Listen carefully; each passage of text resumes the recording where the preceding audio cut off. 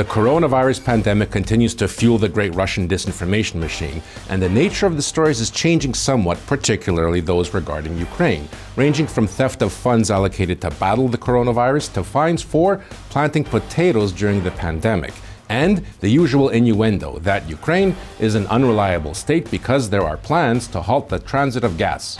So let's get to it.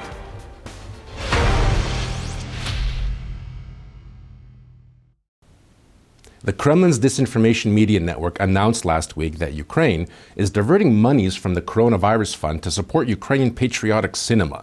These assertions come as a reaction to changes to Ukraine's 2020 budget, which the parliament approved recently, changes that kept the 2019 cinema subsidies in place for 2020 and allocated 64.7 billion hryvnia to the coronavirus fund.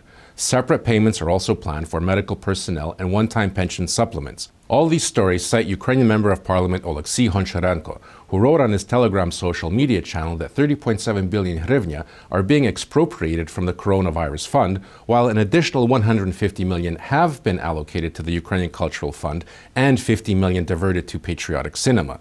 Now, Honcharенko did discuss the changes to Ukraine's 2020 budget on his social media accounts and noted that budget funds moved from the coronavirus fund are being moved to the Health Ministry and the Ministry of Social Policy.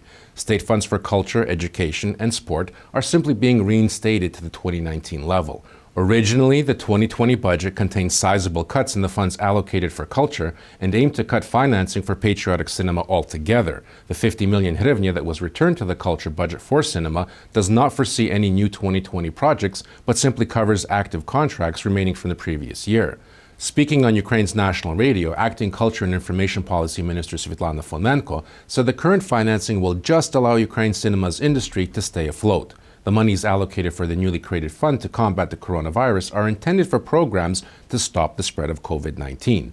Additional funds were added to augment medical workers' salaries, finance unforeseen emergency situations, and supplement pensions.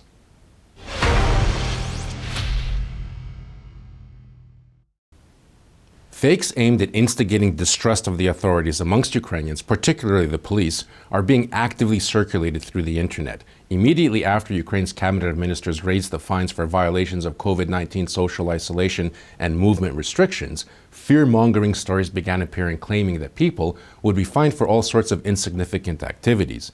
Dyalovaya Stolitsia, for example, has unleashed a fake narrative claiming that the traditional Ukrainian spring potato planting season could become another source of spreading the coronavirus. The first source of the fake claim that police were fining people for planting potatoes was Ukrainian attorney Serhiy Hula, whose LinkedIn profile says he works for God and people and to be happy.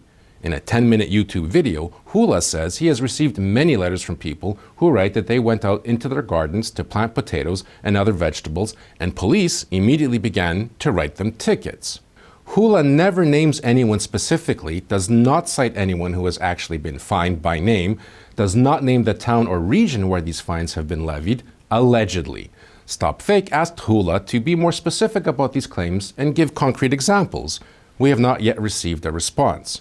Agro News, a farming publication, also features a story claiming that people who help others with spring planting are being fined. The story is illustrated with a screenshot from a Facebook post of a comment from an anonymous person who writes, quote, "In my region, a woman was planting potatoes. Neighbors gathered to help her. A patrol car arrived and issued a fine of 17,000 hryvnia. At today's exchange rate, that's about $630. The anonymous commenter continued writing, "The woman had a heart attack and was taken to hospital." Now, this is a classic example of a rumor-based fake. The reader has no idea where and with whom these alleged events transpired. It's almost impossible to verify anything, and details are left up to the imagination. Without accurate and verifiable information in conditions of uncertainty, fantasy and hyperbole take over. Yaroslav Traklo, the press officer for Ukraine's national police, told StopFake that his department had checked out various farming areas in Ukraine and found no cases of anyone being fined by the police for planting potatoes. Traklo said, "There must be legal grounds for the police to carry out an action on private property. Claims that people are fined for doing agriculture are complete fakes." Almost immediately after an extensive interview with the chairman of Ukraine's gas transit system, Serhiy Marko, was published in a Ukrainian online newspaper, Russian media again declared that Ukraine is preparing to stop transporting Russian gas through its gas transit system. Citing the interview, Russian publications such as Ukraina.ru, RBC, and RT claim that as of 2021, Ukraine will cease transporting Russian gas through its territory, leading to an even deeper economic collapse. Russian stories about the Marko interview are distorted and manipulative because he never said that Ukraine would stop transporting Russian gas in 2021. Speaking to the internet newspaper Liga.net, Marko said that Russia's Nord Stream 2 pipeline will not launch before 2021, regardless of Russia's claims that construction on the project will end this year. As the Kremlin tries to bypass American sanctions on the pipeline's construction, Ukraine's gas transit system is preparing for the possible end to transporting Russian gas. Marko said, quote, "We are ready for the absence of Russian gas, but we are not stopping our battle against Nord Stream 2 and count on the support of our American and European partners because this project is risky not just for Ukraine, but for all of Europe as it raises its dependence on Russian gas."